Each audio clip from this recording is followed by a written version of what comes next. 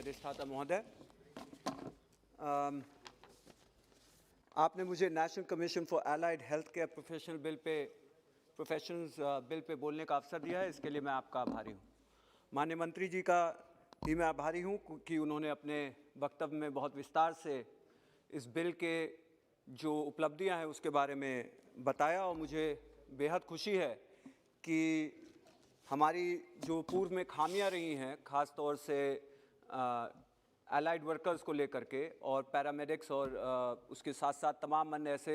छोटी बीमारियां हैं जिसके लिए हमें स्पेशलाइज्ड वर्कफोर्स चाहिए होती है, उसकी व्यवस्था करने के लिए, उसको सुचारू रूप से चलाने के लिए इस बिल को पेश किया गया है और इसका हम स्वागत करते हैं।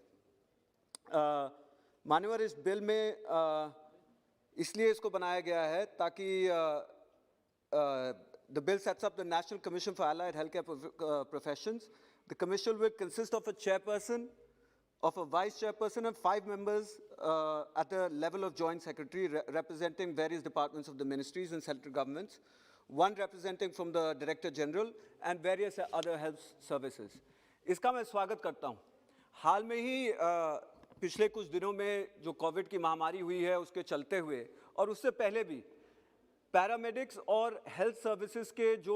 ये निचले स्तर के जो वर्कर्स की ज़रूरत रहती है, इसमें एक भारी जो है वृद्धि आने का काम हुआ है। मेरे क्षेत्र अम्बेडकर नगर में और पूर्वांचल में एक होड़ सी लगी हुई है पैरामेडिकल कॉलेजेस को चलाने के लिए और इसको नियंत्रित करने के लिए आप ये बिल लेकर के आए हैं, इसका मैं स्वागत करता हूँ। लेकिन इसी के साथ साथ ये जो आपने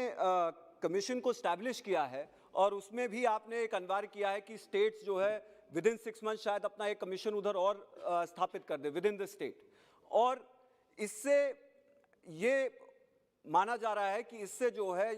जो भी ये अप्लाई किया जाता है इन कॉलेजेस के लिए और इनके अंदर जो कोर्सेज चलते हैं उसको अच्छी तरीके से जो है नियंत्रित करने का काम किया जाएगा। मान्यवर, इसमें ये बहुत ज़रूरी है ध्यान देने के लिए कि इसमें एक लेवल पे बहुत बड़ा भ्रष्टाचार भी चलता है। लोग कॉलेजेस में आ जाते हैं लेकिन उनकी उपस्थिति दर्ज नहीं होती, उनको डिग्रियां मिल जाती हैं और हमारी वर्कफोर्स में फिर ऐसे लोग आ जाते हैं जिनको उस कला में कोई निपुणता हासिल नहीं है। और इसको रोकने के लिए इसमें भी अगर थोड़ा सा प्रकाश डालेंगे कि ये जो हमारी ये हेल्थ सर्विसेज का जो हमने ये बिल लेकर के आए हैं, इन चीज़ों को रोकने के लिए हमें इसमें कैसे सफलता मिलने का काम होगा। और होता क्या है सर कि एक लेवल पे गरीब जो 5-6 साल इसके अंदर अपना गंवाता है या गंवाएगा क्या, इसको लगाता है और लगा करके अपने स्किल्स को अपग्रेड करता है, उसको आगे चल करके नौकरियों में भी मिलने में जो है तमाम समस्याओं का सामना करना पड़ता है। स्थिति यह है सर कि सरकारी अस्पतालों में जहाँ पे और ये मैं बार बार कहता हूँ कि 7वां पे कमीशन और ये सारी चीज़ें मिलती हैं जिससे एक सम्मानजनक नौकरी मिलने का काम होता है, वहाँ पे ये सारी नौकरियों को आउटसोर्स कर दिया गया है। 6-6 साल आपके इसी बिल में है, 6-6 साल के कोर्स हैं, 2 साल 3 साल 4 साल के कोर्स हैं। उतना लगाने के बाद और इसमें पैसा खर्च करने के बाद एक वार्ड बॉय या नर्स की नौकरी के लिए अगर कोई जाता है तो 9,000 रुपये में संविदा पे उसको रखा जाता है। यह हमारे लिए कितनी बड़ी विडंबना है। आखिर इतना समय देने के बाद एक सम्मानजनक नौकरी मिलनी चाहिए। इनका जो है मिनिमम वेज के हिसाब से काउंसिल को भी जो उनका रजिस्टर मेंटेन हो रहा है उसको ये फॉलो अप करना चाहिए कि इनको कम से कम एक सम्मानजनक आर्थिक व्यवस्था भी इनके लिए हो रही है या नहीं। दूसरा सर, मुझे ये भी कहना है कि इस बिल में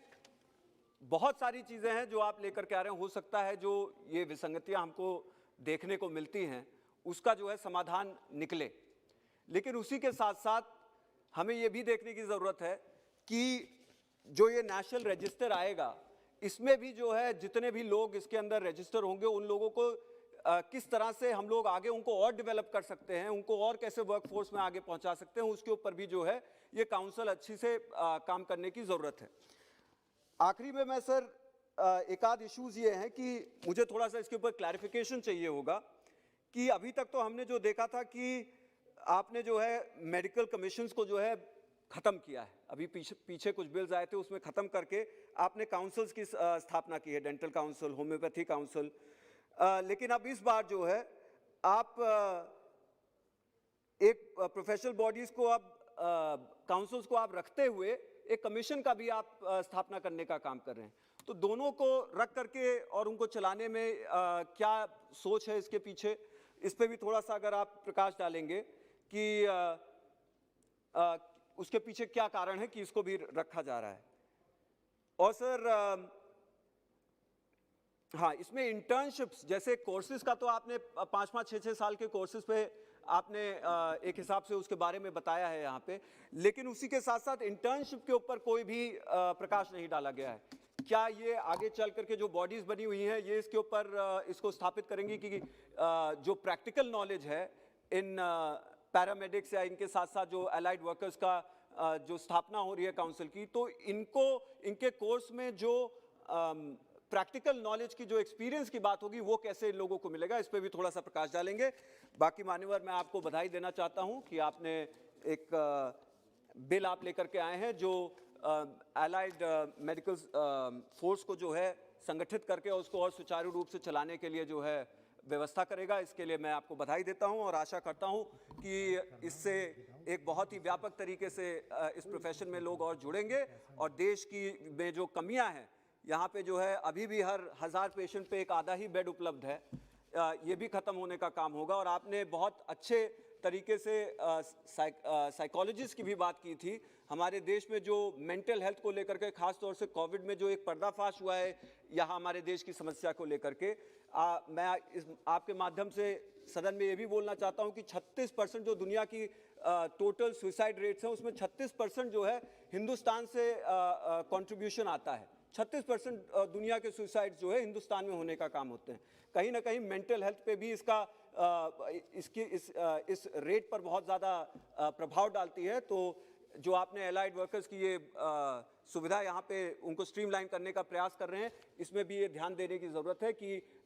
मेंटल हेल्थ से ज़्यादा वर्कर निकलने का काम हो ताकि इस समस्या का समाधान हो सके। बहुत बहुत धन्यवाद। बहुत बहुत धन्यवाद